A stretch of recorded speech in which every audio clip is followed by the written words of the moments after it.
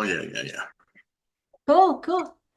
So, hi everyone. My name is Barbara Ann Sharon. I'm the Chief Learning Officer of Training Edge. And with me here is Fred Blackburn.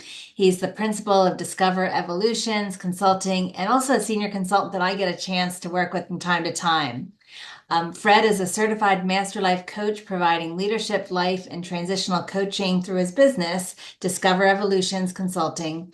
He's mentored tons and trained tons of military intelligence professionals in more than a dozen countries, routinely providing guidance and advice to some of the most senior level of national intelligence leaders. And so there's a lot more to share with you about Fred. So please check him out on LinkedIn.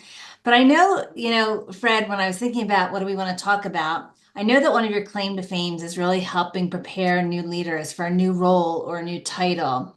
How does that actually work? Like, what can a person do to get themselves or get maybe somebody else ready for true leadership work? What are your thoughts about that?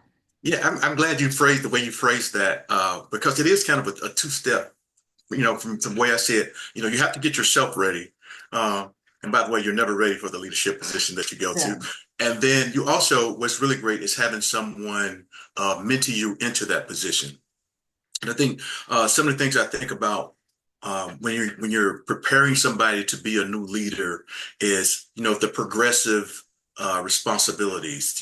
Give them the tough assignments, give them the toughest assignments you have, and see how they respond. And along with that, give them the responsibility to make the decisions that go along with that.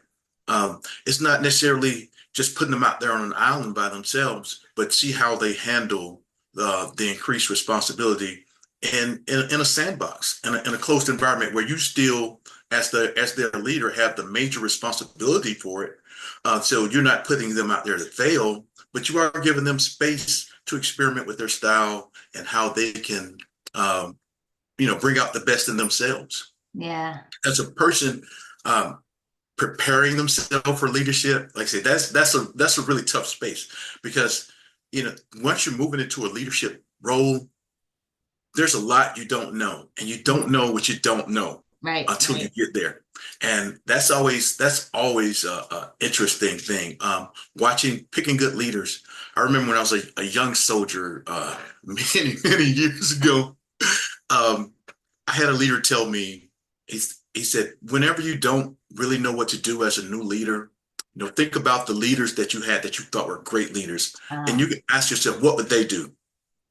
And he said also, if you're still having a tough time with it, think about some of the leaders who were bad leaders and think about what would they do. So you know exactly not to do that, what not to do, right? So right? you cut your choices down just based on your learning and your experience from your own leadership. Yeah, that sounds, I mean, just such simple knowledge at the same time. My guess is it'd be pretty scary. I mean, you and I have been leaders for quite some time, and you kind of want to reassure them that, this is just start somewhere, right? And then Yes. learn everywhere you go, because even though you and I have been leaders for many years, we're still learning things all the time, don't you think?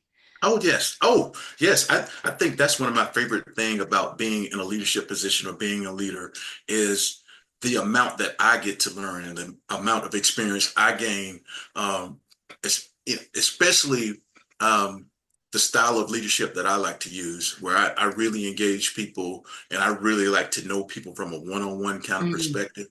Um, you learn so much about what brought people to where they are and how they made the decisions that they made to prepare themselves for leadership.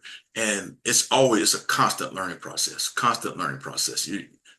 Every new position, every new job, every new leadership opportunity is going to bring its own set of challenges. Yeah, I think that's really kind of a misnomer or maybe just something that people don't realize is they think they've got to start off as a leader and be brilliant. And Oh, leaders, yes. become brilliant over a period of time.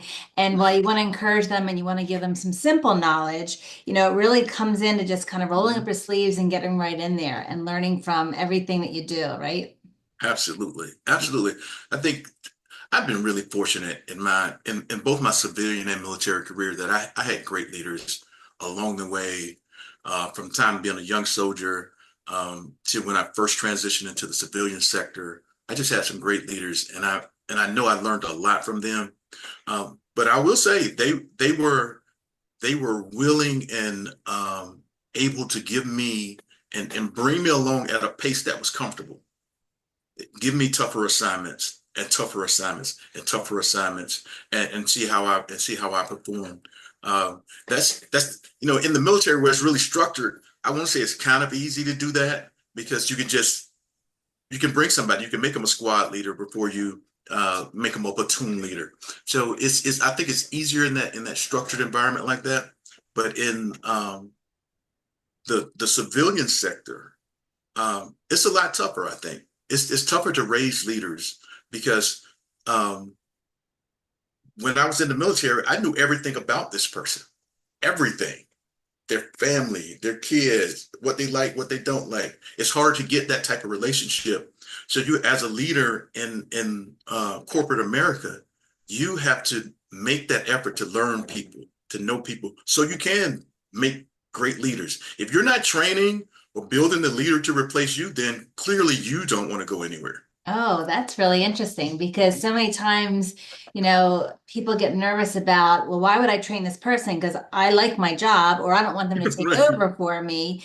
And yet, what you're realizing is that that's kind of a misnomer, is that if you're training them to take on your role, that means that you're open to something new, right? Absolutely, absolutely. I think one of the things I enjoyed doing was not only just teaching people to take my place, but allowing them to learn different skills so that as they saturate the business, now, my power in the business has increased because I know Jane in finance. I know Arthur over here in network operations because at one point they were working with and for me, and I gave them the opportunity to learn those new skills so they could go out and do bigger and better things. Yeah.